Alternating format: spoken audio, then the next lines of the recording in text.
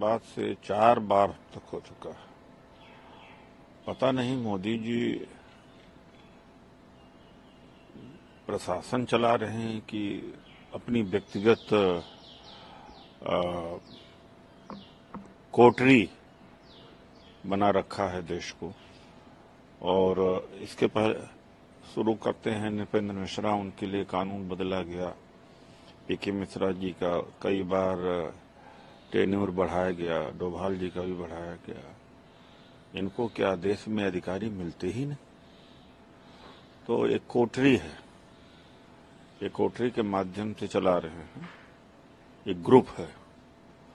वरना रिसफलिंग होना जरूरी है और नए लोगों को मौका देना चाहिए। तमाम सारे टैलेंट है, लेकिन आश्चर्य होता है कि पहले बार ऐसा हो रहा है इस देश में कि जैसे 140 करोड़ के देश में कोई सिक्योरिटी एडवाइजर नहीं है, इतने आईएएस पढ़े हुए हैं और भी सर्विसेज के लोग हैं, वो कैबिनेट सेक्रेटरी या सेक्रेटरी लायक नहीं है।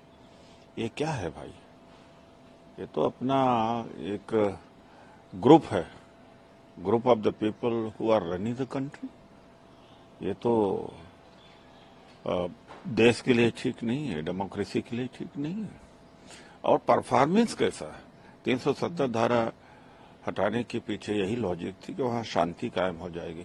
कौन सी शांति कायम हो रही है? धड़ाधड़ वहां पर आतंकी घटनाएं हो रही हैं।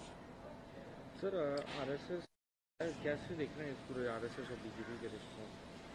नहीं, आरएसएस तो बीजेपी के रिश्ते में खटास जरूर आई है और इन्होंने तो आरएसएस को भी एक तरह से किनारे लगा दिया है।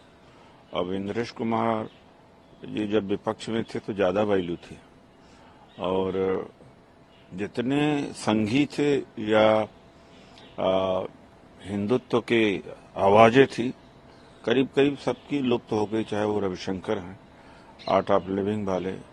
जब कांग्रेस का हुकूमत थी इस देश में तो विदेश से आते थे तो ऐसा लगता कि रविशंकर जी आ रहे हैं देश में, अखबारों में छपते थे। रामदेव की बात है या शंकराचार्यों की बात है और आरएसएस के भी तमाम सपोर्टर्स का आज दो की ही आवाज है। तो इनको गायब तो कर दिया, चर्चा से गायब कर दिया, अखबारों से गायब कर दिया। और जो शक्ति सरकार की थी उससे भी वंचित उन्होंने किया है। ये गुजरात लॉबी खासतौर से उद्योगपतियों को पूरे देश में बिछा दिया, चाहे ठेकेदार हों, कॉन्ट्रैक्टर हों या बड़ी ट्रेडिंग करने वाले हों या कंस्ट्रक्शन में लोग लगे हुए हैं, एक्सपोर्ट इंपोर्ट में लगे हैं, वरीयता उनको दी गई है। तो आरएसएस जो सोच रहा था वो हो नहीं पाया और इनको किनारे लगा दिया। और इससे ज्यादा समझने के लिए रह गया कि जब जेपी नड्डा जी ने कह दिया कि अब आरएसएस की बैसाखी पर हम नहीं अपने बूते पर खड़े हो गए, तो एक तरह से झिड़क दिया है, एक तरह से दुत्कार दिया है कि तुम्हारी जरूरत नहीं है। और इंद्रेश कुमार जी को ये पूछना चाहिए, भागवत जी को, कि आपकी जरूरत नहीं तो जबरदस्ती क्यों आप बीजेपी के पीछे लगे हुए या समर्थन कर रहे हैं? सीधा सीधा कह दीजिए, लेकिन सीधा भी नहीं कहते ये लोग। बिल्कुल करना चाहिए, इसलिए कि ये लोग सेकुलर लोग हैं और खासतौर से दोनों का कि अल्पसंख्यक भी आवाज है। तो सबसे पहले तो इनको मांग करना चाहिए कि हेमंत सोरेन और अरविंद केजरीवाल को जेल से रिहा करें। अदालत जब सजा देगी तो जेल जाएंगे, तो कम से कम इनके साथ जोड़ने से या मोदी के कैबिनेट या सरकार के हिस्सा बनने से इतनी तो मांग करना चाहिए और स्पीकर की पोस्ट तो जरूर लेनी चाहिए।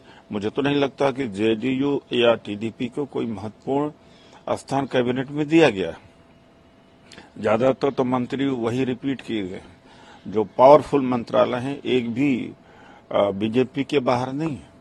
पता नहीं ऐसे कैसे हुआ है, तो कोई न कोई बात होगी। तो मैं उम्मीद लगा रहा हूं या लोगों ने अंदाज लगा रखा है कि टीडीपी जरूर स्पीकर की पोस्ट लेगी।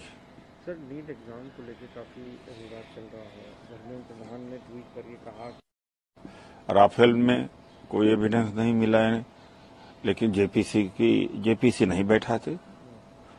पेगासस में सरकार ही पेगासस खरीद सकती है, उसके बारे में भी इन्होंने डिनाई कर दिया। और अडानी के मामले में भी इन्होंने अपना हाथ खींच लिया कि हम उसके पीछे नहीं है। उसी तरीके से नीट का ही एग्जाम नहीं, तमाम सारे एग्जाम में ये ऐसा हुआ है, पर्चे लीक हुए हैं, छात्रों का जीवन बर्बाद कर रहे हैं, नौकरी वैसे ही खत्म कर दिया है इन्होंने। जहां अति आवश्यक नौकरी है वहां तो बचा है, बाकी तो सब बेच बाच रहे हैं। और 30 लाख सरकार में नौकरियां पड़ी हुई है, उसके ऊपर भर नहीं रहे हैं। ऊपर से नीट का जिस तरह से पेपर लीक हुआ है, और यही नहीं तमाम सारे पेपर लीक हुए हैं। ये मोदी सरकार में ही क्यों ऐसा हो रहा है? ये मतलब दोहरा तेहरा मार पड़ रही है यूथ के ऊपर। एक तो रोजगार नहीं है, और थोड़ा बहुत रोजगार है तो वहां बेईमानी हो